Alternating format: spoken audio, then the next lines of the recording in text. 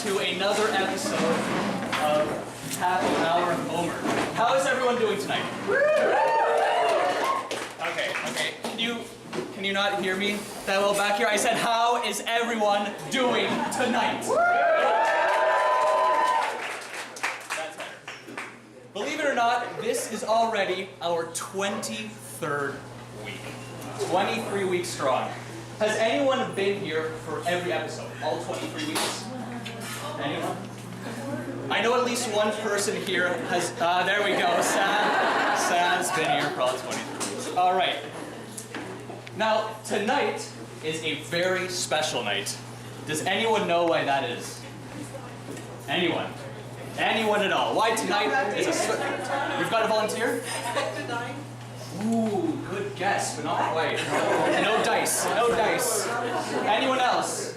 Anyone else? No? Okay, a little shy. Huh? That doesn't exist in this universe. The answer is that Achilles is finally coming back. Yes, Achilles and Agamemnon, if you all remember, have been fighting, have been duking it out since week 1. Week 1, that seems like ages ago. Was anyone here for the very first episode, week 1? Anyone? Oh, yeah? All right. Now, those who were here for the very first episode, what do you remember? Anyone? You were here for the first one. No? No one? Don't be shy. There were a lot fewer people. There was range. Do you remember what the setup was, what we were doing? Absolutely. Beer pong. Beer pong. There was indeed beer pong. Does everyone remember the beer pong? Yes. Anything else? Any other things from week 1? All right, anyway.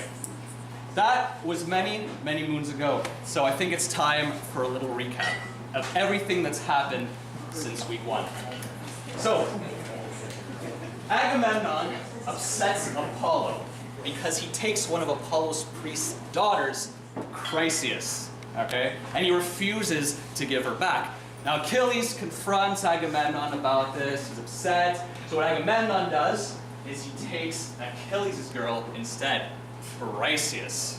Now Achilles goes out of the fighting, he's really upset, and he prays to his mother Thetis to ask Zeus to help out the Trojans and to bring lots of deaths and destruction to the Greeks. Now, there's a lot of fighting that happens, obviously. It's Iliad, it's Homer. There's going to be a lot of fighting. Okay, and at one point the Greeks, they start to lose. They start to lose and they get desperate. So what happens? We have people are sent, they go to Achilles' tent. Remember the hats? For those of you who were here previously, they're wearing hats. They go to Achilles' tent and they try and beg him and get him back into the fighting. But in typical Achilles fashion, he refuses to fight. And we have a lot more fighting, a lot more blood and gore. We have tomatoes being thrown around. Who remembers the tomatoes? Tomatoes. Sausages were dying. Meggies. Who remembers Meggies? Come on. Yes, best sausage of them all. So there's still a lot of fighting. And at one point, Achilles sends Patroclus in to fight in his stead with his armor. So Patroclus is wearing Achilles' armor, goes into battle, but he dies. He loses his armor. The Trojans get his armor. Now Achilles is mad. He waits for his mother Thetis to bring him new armor, like the shield that Hephaestus made, which was the umbrella from last week. Remember the umbrella? All right. It's a quick recap, but in summary, everything has led up to this moment. All right? Everything. Achilles is pissed off again, and now it's all about to go down. So are you ready? Happy hour, Homer. Let's go!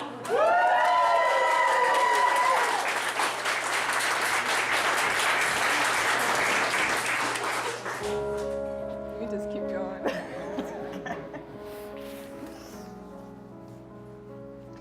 So now Dawn, with her yellow dress, she came out of the streams of ocean and she brought light to all the men and all the gods. And Thetis, now Thetis, she came carrying the gods' shining gifts, the armor. She came to the shore, and there she found her son Achilles. He was lying down next to Patroclus. He was crying with high-pitched sobs, as all around him his friends were melting with tears. And now the goddess, who was shining, she came and stood beside him, and she took him by the hand, and she called him by name, and she said, "My son, now we have to leave this man behind. He's dead, and he was beaten down by the will of the gods, as much as it grieves us. Now I have brought you this armor from Hephaestus, and no other man will ever wear it on his shoulders, so you must now go." That's what she said, and she placed it at Achilles' feet. And now all of the Myrmidons, when they saw it, they were terrified. None of them could even bear to look at the armor. They were shaking. But Achilles looked. Achilles looked, and as he looked, the anger sank back into him, and now his eyes, they flashed terribly like two fiery beacons. And he took the armor, the shining gifts, up in his hands, and he was delighted. And as he delighted in his mind, now he turned to his mom, and he said, and his words flew, "Mom, this armor really is from a god. I mean, this is clearly the work of the immortals. No mortal man made this armor, and I want to put this armor on." But now I am so scared that the flies will come to the strong son of Menoetius, Patroclus, and they will sink into his bronze-cut wounds, and there they will breed maggots, and they will defile his corpse, because all the life has been struck out of him, and now his flesh will begin to rot. That's what he said. And that is, with her silver feet, she answered him, and she said, "My son, you do not have to worry about any of this. I will try to defend the body from those savage swarms of flies that infest all men who fall in battle. Even if he lays out here for a year, I will keep his flesh firm, even firmer than it was before. But now you have to go. You have to stir up all of the Achaeans once more to battle. Now you have to take back your anger against Agamemnon and get ready to fight and put on your courage." That's what she said, and she threw great battle fury with much boldness into her son, and then into the corpse of Patroclus. Through his nose, she poured ambrosia and red nectar, so that he would lie there and his flesh would remain firm.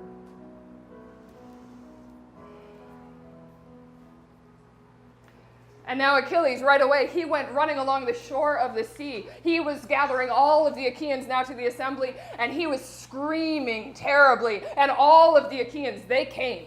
Now, and even the ones that had sat out before, the captains of the ship and the helmsmen and all the guys who gave out the food on the ships, all of those guys now came to the assembly. Why? Because Achilles was back.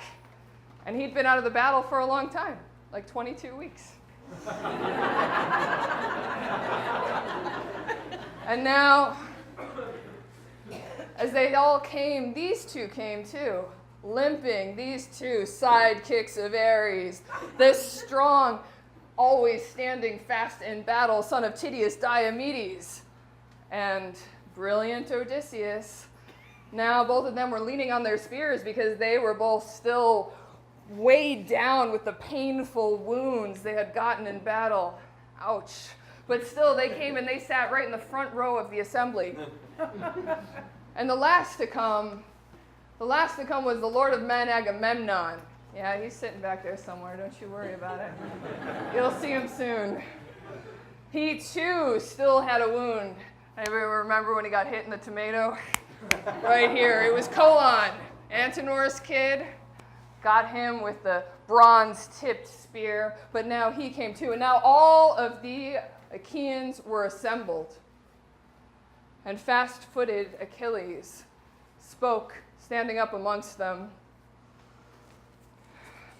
Son of Atreus, you really think it was better for us? You think it was better for me and for you that we had this deadly fight, as upset as we were, over some girl?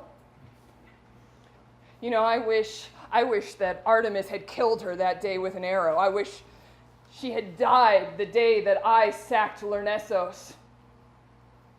Then there would have been far fewer of the Achaeans who would have bitten the dust beneath the hands of Hector and Priam while I was sitting here in my rage.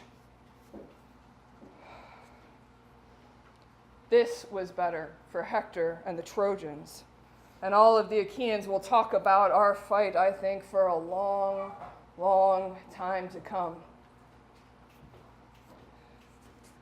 But I want to stop being angry. I never thought that I would just rage endlessly forever.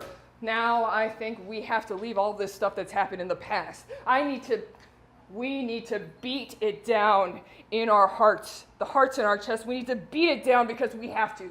We have to now so that we can rush back into battle, so that I can see from the front lines if the Trojans are still sleeping beside their ships, because then I think any one of them will be happy to bend the knee in front of me when he escapes my spear in my hands. That's what Achilles said, and now all of the Achaeans, they were so happy that now finally Achilles had let go of his terrible anger towards Agamemnon. And Agamemnon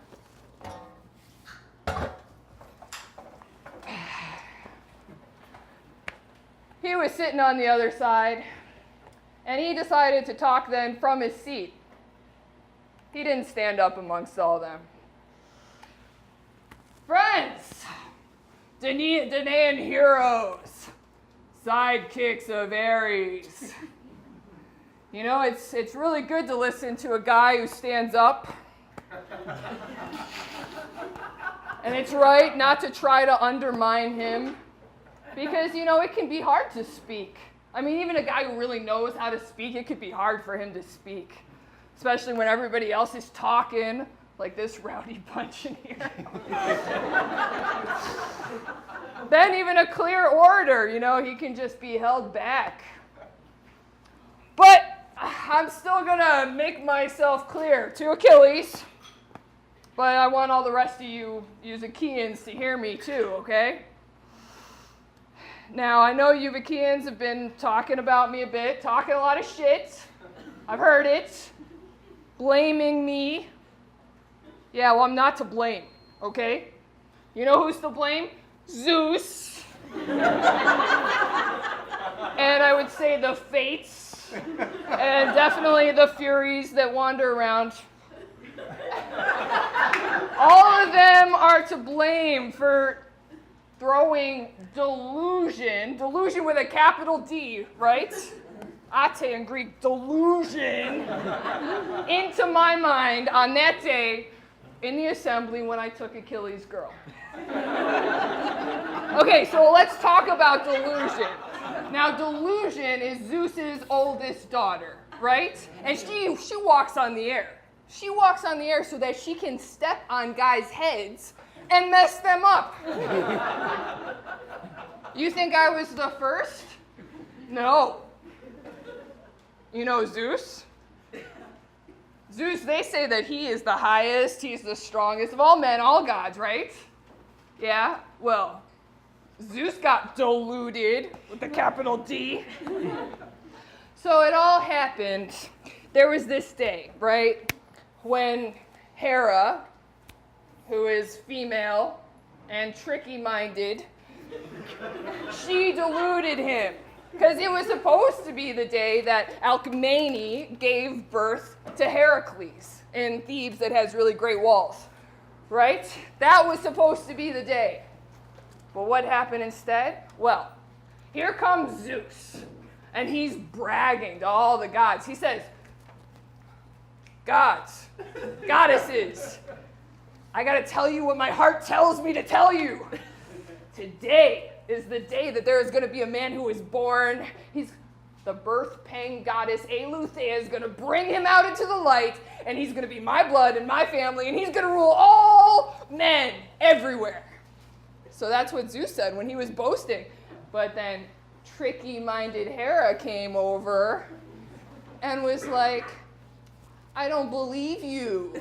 You're a liar. You should swear a huge oath that whatever man falls down between the feet of some woman today, that's giving birth, right? that man is going to rule over everybody. And Zeus didn't recognize that she was so tricky-minded.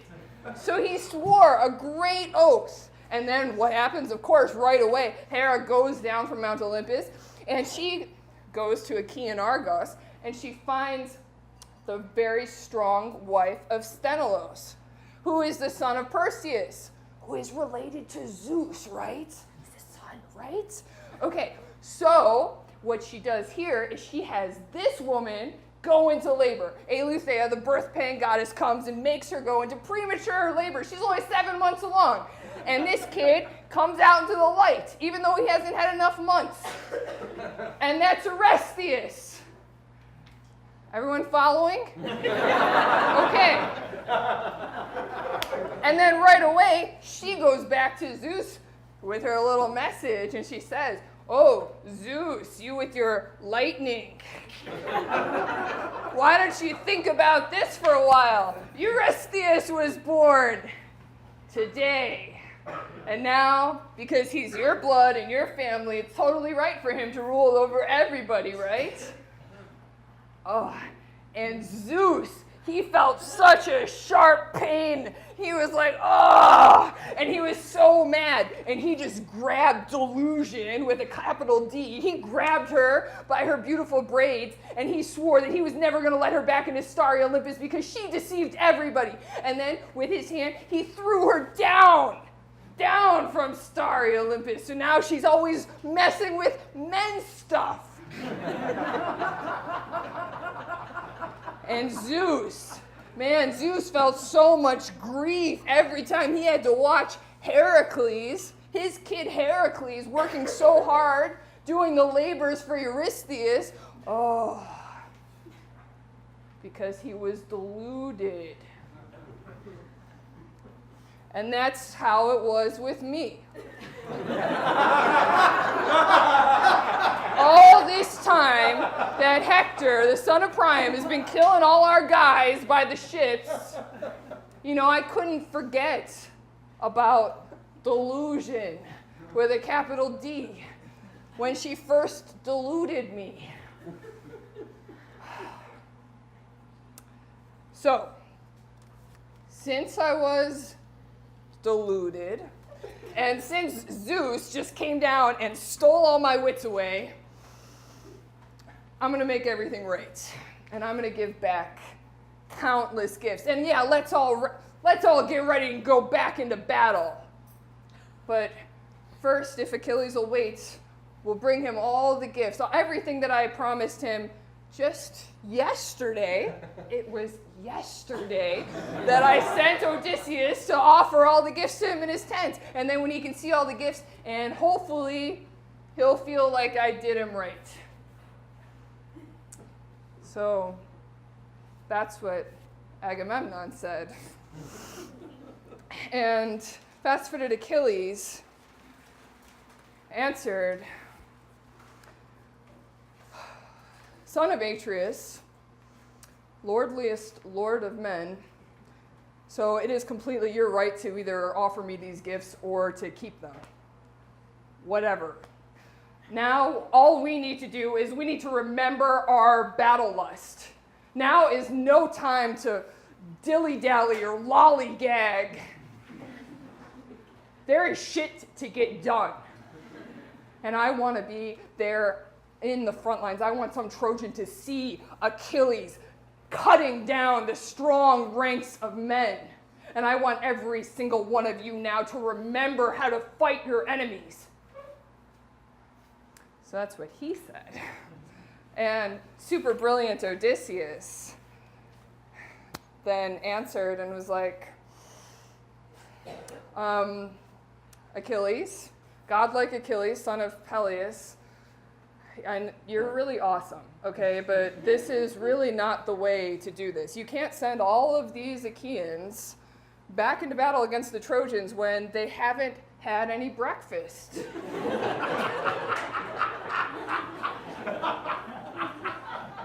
Battle is not short. The hateful battle, once all of the forces are gathered, once the god comes down and breathes battle fury down into both groups, it lasts.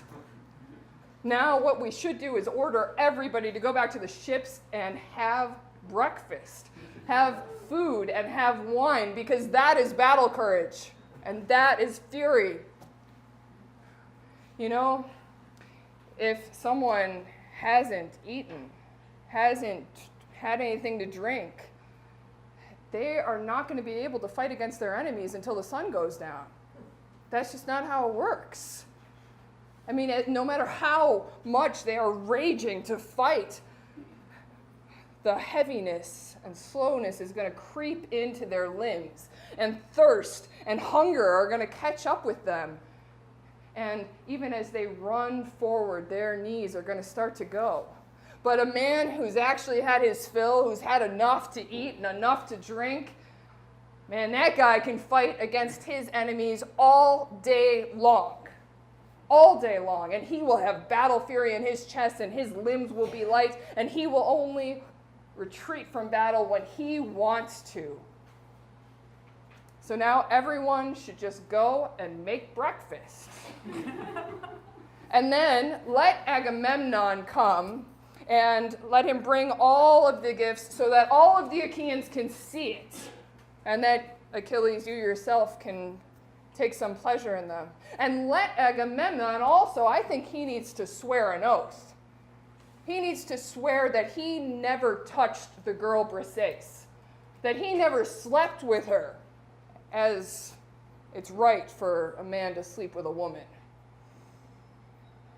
And I think that you also need to be a little bit more gracious, Achilles, in your heart.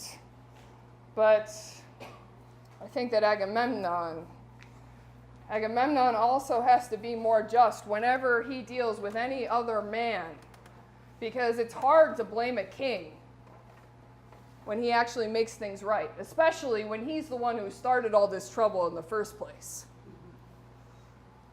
That's what he said. And the Lord of Men, Agamemnon, now answered, Son of Laertes, everything you said is awesome. You know, like, it's just so according to the order of things. Like, it's just, I am going to swear. I'm going to swear all these things. And I'm definitely not going to lie about anything. About the girl, no. But now we're going to bring all the gifts out. And Achilles, I know you're rearing to go over there, but you should just wait a little bit. And all the rest of everyone should wait too, so that we can bring out all the gifts and we can get the stuff ready for the oath. And this is what I'm going to order. I hope you can follow it. Pick out the best one of you Panachaean men, you young men, and go back to my tent now and bring this stuff.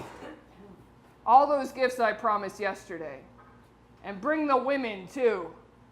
And Talthybius, can you run along the army and get a boar? Get a boar ready so that we can cut it in the oath. For Zeus and for Helios. So that's what he said. And fast-footed Achilles was upset. Son of Atreus, lordliest lord of men, Agamemnon, can't we do all of those things at another time? Like, couldn't we do them when we actually have a break from battle? Couldn't we do them when I don't have this kind of battle fury raging in my chest? Don't you know that now all of our men are dying? They are laying out there slain by Hector and the Trojans, and you want us to go to breakfast? Now I would lead all of the Achaeans, all of them, without eating, without drinking, and we would go straight into battle with the Trojans all day long, and then we will fight until the sun goes down, and that's when we will have a big feast, when we have gotten our revenge.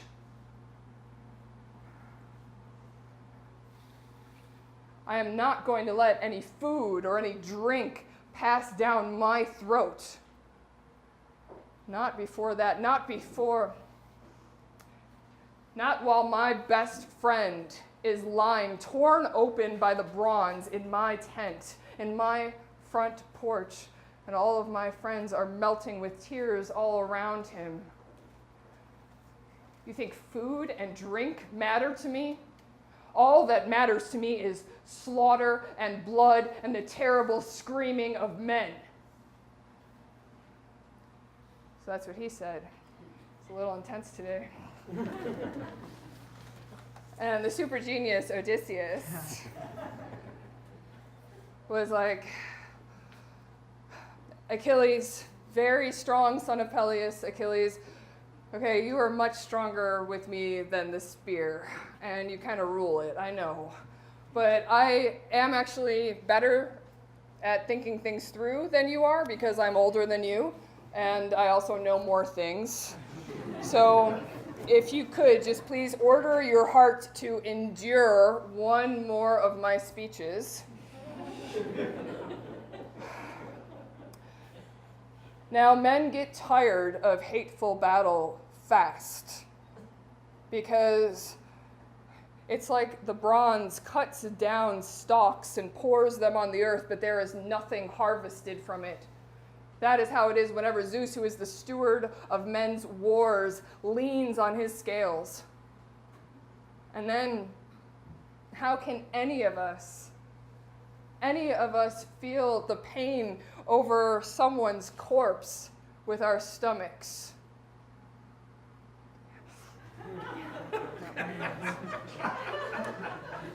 Because one after another, too many men have already fallen. And where is the break for them? Now, as many as there are those of us who have actually made it out of battle alive, now we all have to remember food and drink. Because if we have food and drink, then we can rush against the Trojans and stand fast against them. And if there is any man who is still left behind by the ships, waiting for some other moment to wake up and start fighting, well, it is going to be a lot worse for him if he wakes up too late. So now we all have to stir up, wake up, and start to fight. Except, are we? Because are we having breakfast? This speech boggles my mind. I'm sorry. That's what he said. And the famous sons of Nestor followed with him, and so did Meriones, and so did Phyleus' son, Meges, and so did Creon's son, Lycomedes, and so did Melanippus, and they all went right away to Agamemnon's tent, and they got all the stuff. I mean, as it was ordered, it was done. Now, all the stuff that they brought back. Anybody remember? You want to have a little quiz? How many tripods? Anybody? 7. What? Oh my God, you guys are awesome. How many horses? 12. Anyone want to know how many fiery cauldrons there were? 20. 20 fiery cauldrons. Okay, so we've got 7 tripods, 12 horses, 20 fiery cauldrons. And you all know, of course, in this awful world we're in, what comes after tripods, horses, and cauldrons, right? That's right, women. There are 7 of them, and they all know how to work with their blameless hands, so that's great. And then there's the 8th. The 8th, who is pretty cheeked Briseis. And then Odysseus, he counts out 10 talents of gold. Does everybody remember how much a talent is? How much a body weighs? So I don't know, Odysseus apparently is carrying the 10 talents of gold because the young men are carrying all the rest of the stuff. And they bring it all back and they place it right in the middle of the assembly, and then Agamemnon, he stands there next to it, and then Talthybius, who has a voice like a god, he's the herald, right? He comes and stands next to the shepherd of the people, and he's holding the boar, right? Remember the boar? He's holding it in his hands. And now Agamemnon, he cuts a few of the hairs off of the boar so that he can start his prayer. And he lifts his hands up, and he cut those hairs with a long knife that always hung next to his sword, by the way. And he holds his hands up and he prays, Zeus, Father, you are the best and the mightiest of all the gods. And also Earth, and Helios, the sun, and also the Furies, because you avenge all those who are below, especially against people who break their oath. Okay, I want all of you to be my witnesses now. I swear that I never touched the girl Briseis. I never, ever slept with her, never used any kind of song and dance to try to get in bed with her. Nothing like that. Ever. And I am not lying. And if I am lying, you can send down all of the pain that you put on people who break their oaths. That's what he said. And with the long knife now, he slit the throat of the boar. And then Talthybius took the boar and he threw it down into the deep depths of the gray sea so that it could be food for the fishes. And then it was Achilles. Achilles made his prayer too. Father Zeus, so you have obviously sometimes given great delusion, with a capital D, to men. So that is probably why. That is why I had such rage against this man in my chest. And that is why this man was able to take away my girl from me without my will, without my being able to do anything about it. And it is clearly Zeus and his will that wanted many Achaeans to die. So now, just all go make breakfast. And I will start to wake up sharp Ares. That's what he said, and the whole assembly broke up right away. And everyone went back to his own ship to have breakfast.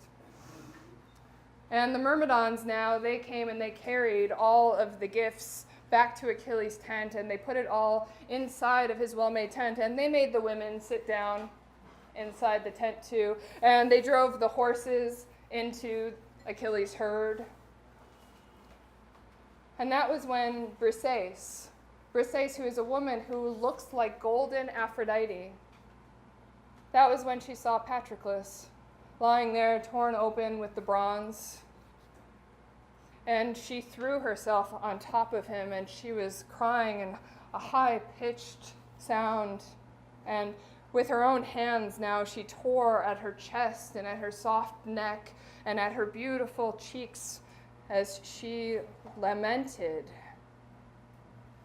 And she said, Patroclus, you always delighted my heart more than anyone else. Poor me. When I left this tent, you were alive. And now I come back and I find you here, torn open by the bronze. It's always just shit after shit after shit in my life. I saw my husband when he was torn open by the bronze. The man that my mom and dad gave me to. And my 3 brothers, I saw them too when they met their death day. They were all from the same mother as me, but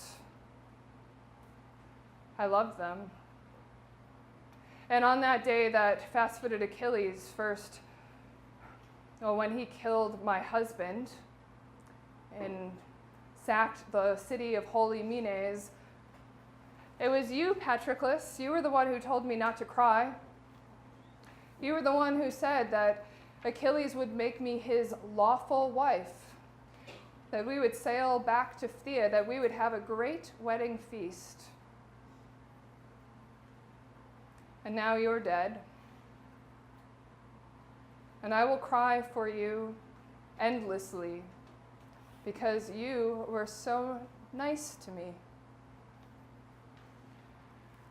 That's what she said, and now all of the women, they all started crying all around her, and they were all crying because of the pretense of Patroclus, but they were all really crying for themselves. And then the Achaean leaders, they were begging Achilles to take some food, to eat something and drink something, but Achilles refused, and Achilles said to all of them, listen, I'm begging you, if you are my friends, if you will listen at all, just don't make me try to eat or drink anything. There's too much grief right now. I'll hold up. I'll hold up until the sun sets. So that's what he said, and all of the Achaean lords, they scattered. And the only ones that stayed were the 2 sons of Atreus, Menelaus and Agamemnon, and Idomeneus, and Nestor, and Odysseus, and the old horseman, Phoenix. And they were all trying to cheer up Achilles' heart. But Achilles' heart couldn't be cheered up. I mean, not until he gets to go back into the mouth of bloody battle. And Achilles was remembering now. And he spoke, Patroclus, I loved you best and you had the worst luck. You remember how you used to always make me dinner in this tent? You'd bring me this, you made such good food. It was always so fast. You made it so well. Whenever the Achaeans were rushing out, carrying the dreadful battle that brings so many tears to the Trojans, and now you just lie here torn open by the bronze, and I won't eat or drink anything. I just miss you too much. Nothing is ever going to happen to me that is worse than this. I mean, I can't even imagine, even if my dad died, if Peleus, if I somehow found out that he was dead back in Phthia, it wouldn't be worse than this. He already lies there, just wasting away all the time because I'm here in some foreign land fighting over Helen, who makes men shudder. It wouldn't even be worse if I found out from Skyros that my son was dead. If godlike Neoptolemus is still even living. I always thought that I was going to be the only one who was going to die here, far from horse-feeding Argos, here in Troy. I thought that you were going to make it back to Phthia. I even thought that you would get Neoptolemus and you would take him from Skyros and take him home. Show him all my stuff. Show him my big house. Show off the high ceilings.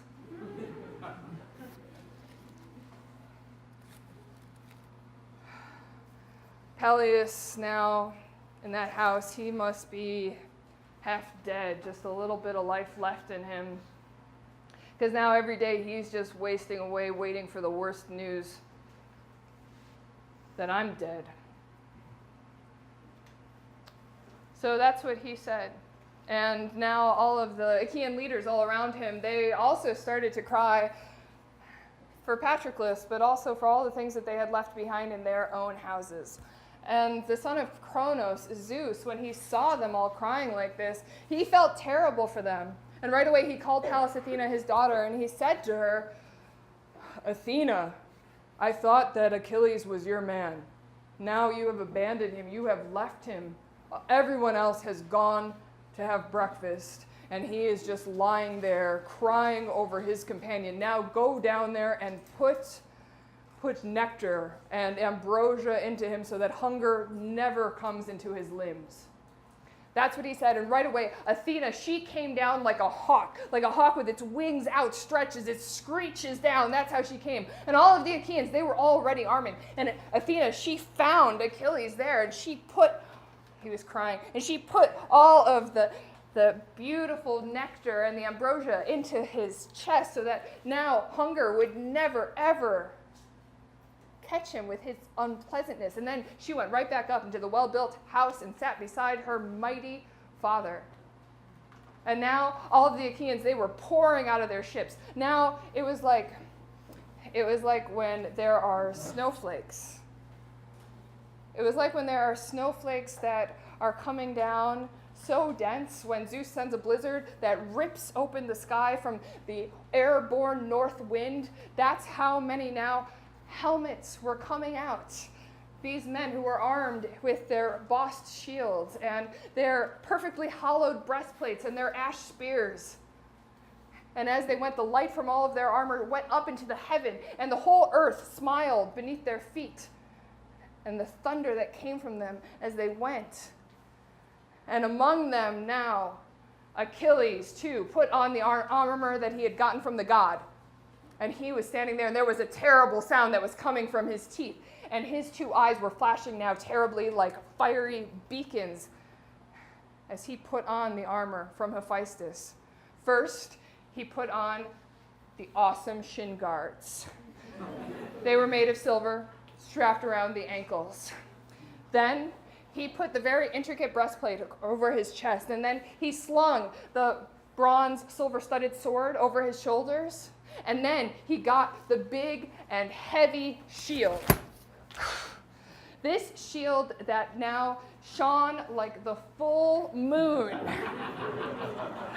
It shone like the full moon. It shone like when there is a fiery beacon that is lit up in the lonely places of the mountain that is for sailors to see when they are hit by a squall and hit completely off course away from their friends against their will.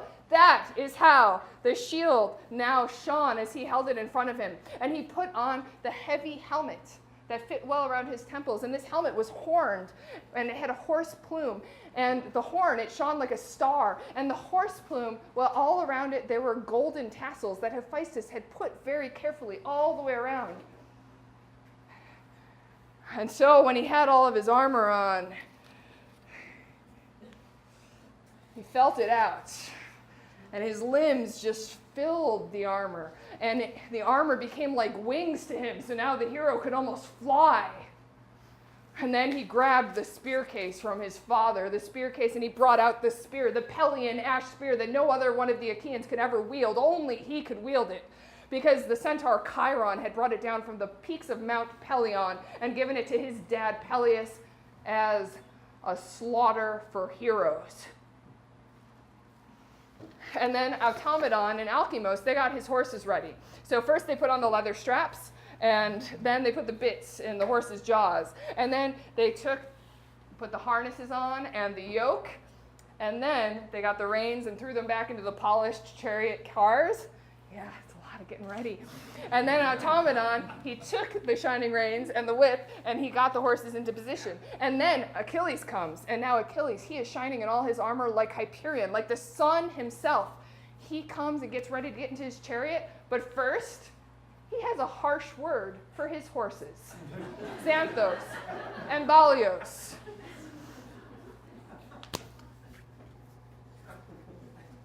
Hey, Xanthos and Balios, you super famous horses who are the kids of Podarge. You better bring your Danaan charioteer out of the hateful battle when we leave the battle, okay? You can't leave me behind like you left Patroclus behind. So That's what he said. And the fast, flashy horse, Xanthos, he answered from underneath his yoke.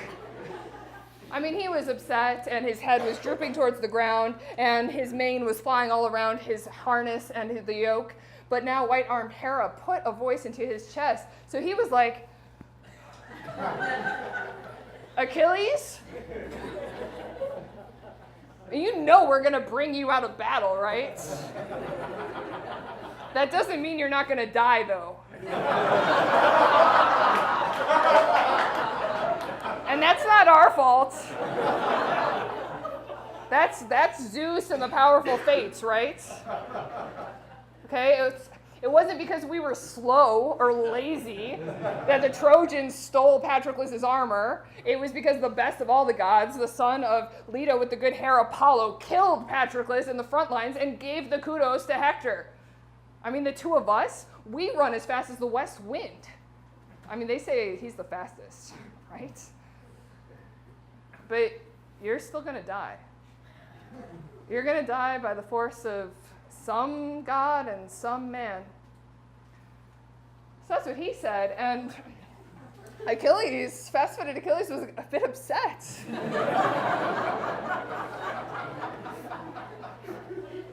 Xanthos, why are you telling me how I'm going to die? You know I'm going to die here, right? I'm going to die here in Troy, far from my mom and dad. But I am also not going to stop. I'm not going to stop fighting until I have my fill of war against the Trojans. That's what he said, and he turned the whole hoofed horses into position as he went screaming into the front lines. So that's now how all of the Achaeans put on their shining armor all around you, Achilles, son of Peleus, you who never get enough of war. And the Trojans on the other side now, too, up on the rise of the plain, they armed as well. But now Zeus asked Themis to go and gather all of the gods into an assembly. And so now Themis was running all over the place, getting gods. And all of the gods now came into the assembly. I mean, all of the rivers, except for the river Ocean. I guess he's too busy being the boundary of the world.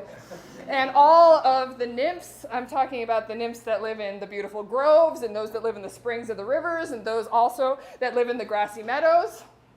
All of them now came to be assembled at the house of Zeus. And even Poseidon, he did not listen to his brother, but he came up out of the salty sea, and he sat in the middle of all of them. And now he asked Zeus to explain himself. So, Zeus, you who delight in lightning, tell us, what's all this about? Why have you gathered us all here?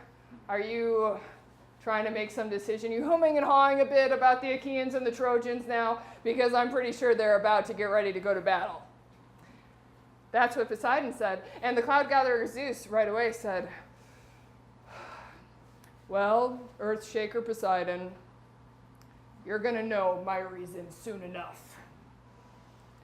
You know, even when these men die, I care about them. And so now, even though I personally want to sit up on the peak of Olympus with its many folds so I can watch from there and take my pleasure that way, I think that all of you should go down now amongst the Argives and the Trojans, and you can fight and be a helper to whichever side you want. Because now I don't think that the Trojans could hold out for long against Achilles.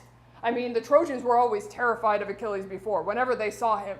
But now, as much grief as Achilles has over his dead friend, I think he might even sack the walls of Troy themselves beyond fate.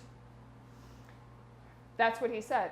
And now Zeus started unending battle. And all of the gods were divided up into which sides they were going. So on the Achaean side, beside the ships, there was Poseidon. And there was Pallas Athena. And there was the helper Hermes, who knew a bunch of stuff.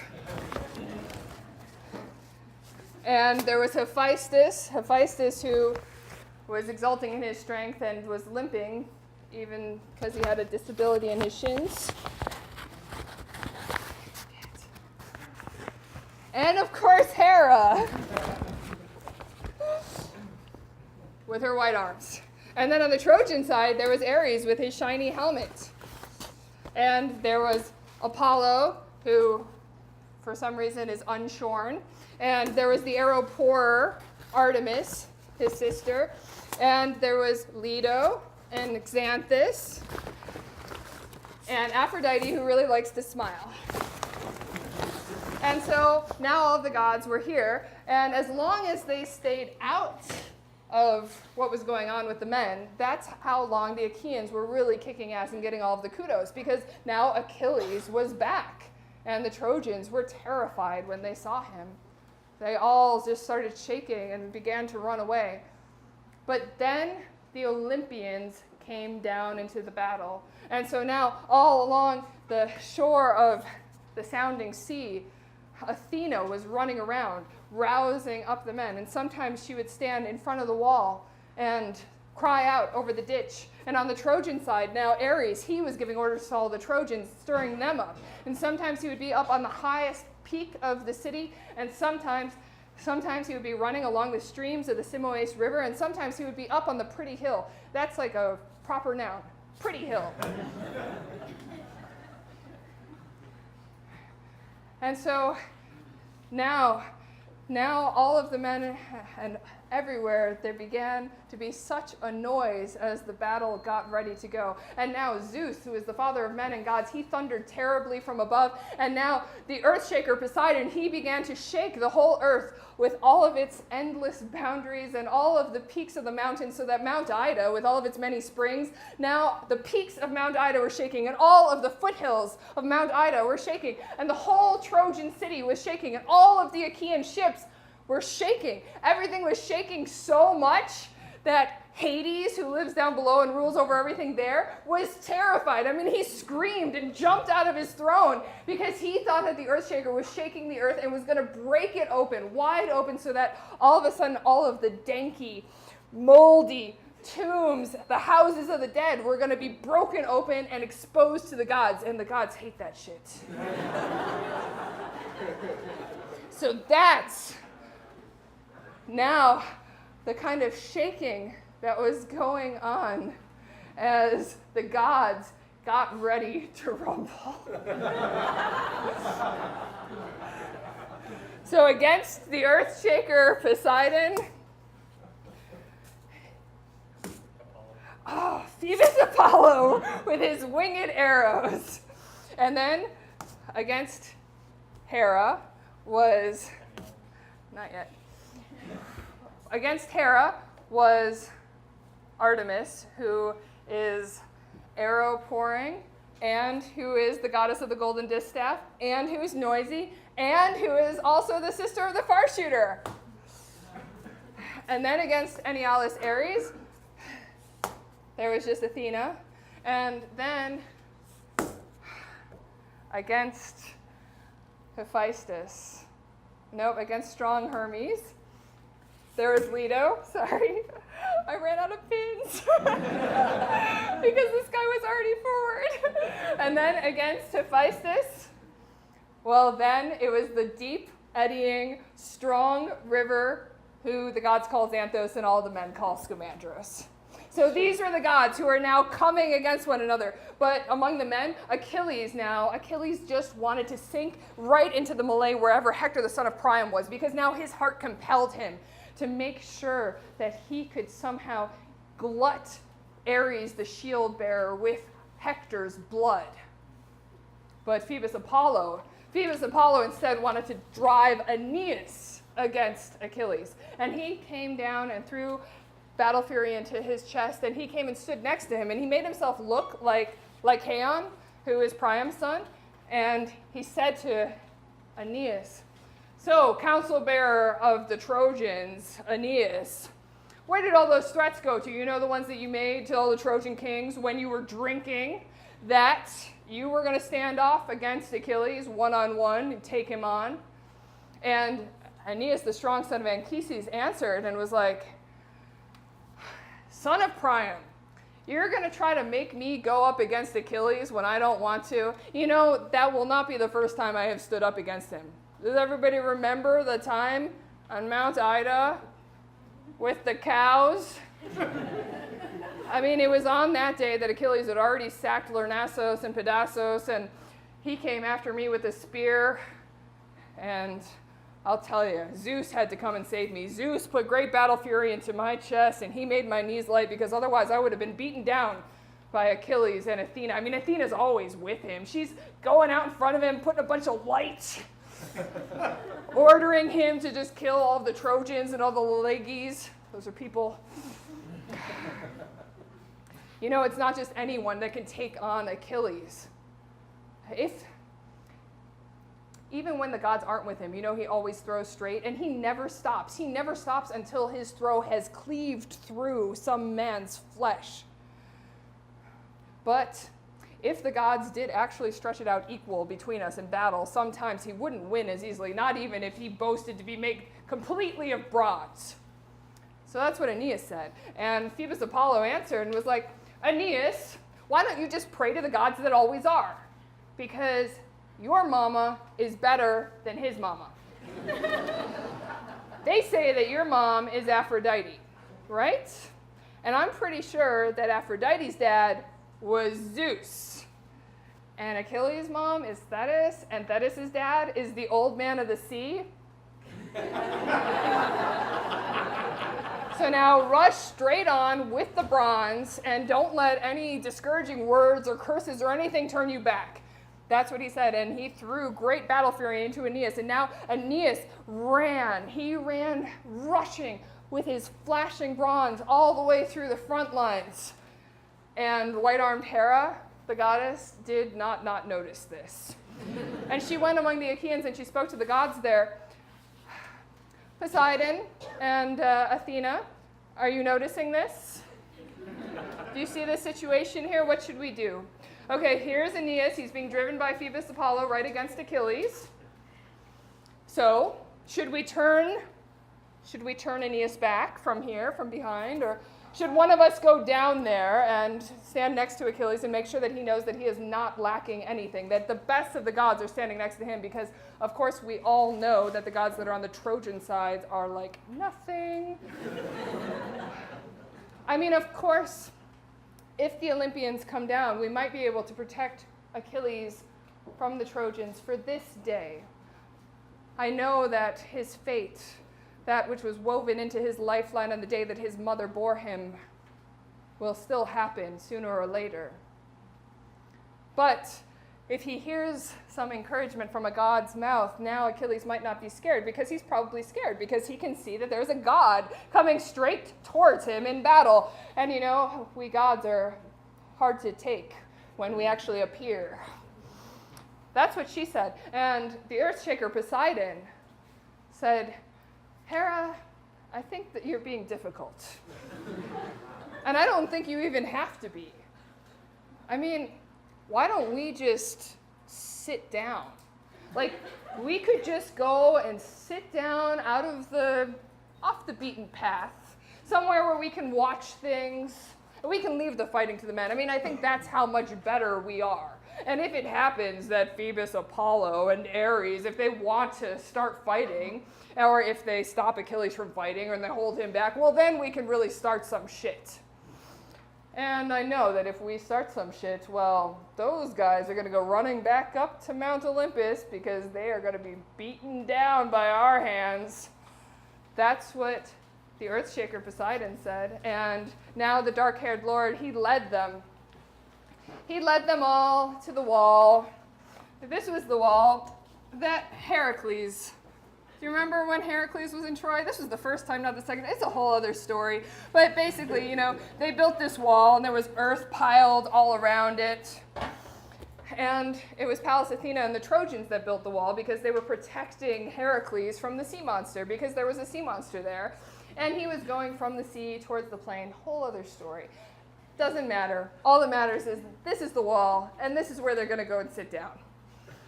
And so they went and sat down. And on the other side, the gods who were on the Trojan side, they went and sat up on the pretty hill, like that's a proper noun. And so now all of the gods were sitting, and just planning their plans. You know, I mean, none of them really wanted to go back into battle right now. They were all kind of, even though Zeus had ordered it.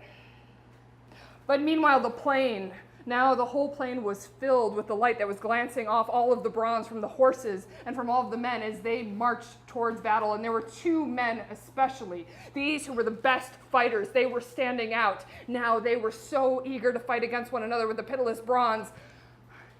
It was Anchises' strong son Aeneas and brilliant Achilles.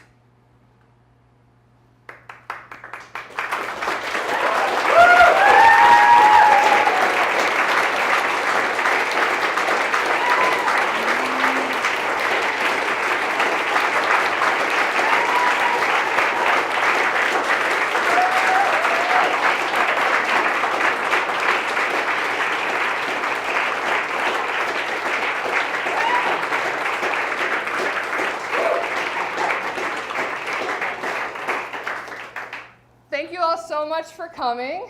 As normal, we want to thank Bar Dependent and Ahmed, our awesome bartender. I want to thank Sam Windholz on the video. I want to give a special shout out to Anthony Pavoni because he's done a great job this month, and he was my awesome warm-up act.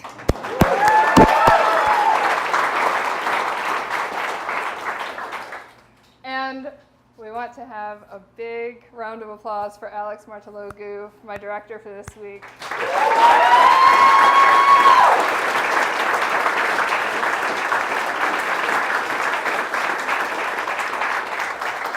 And please come back next week. Andrew Turner is going to be directing.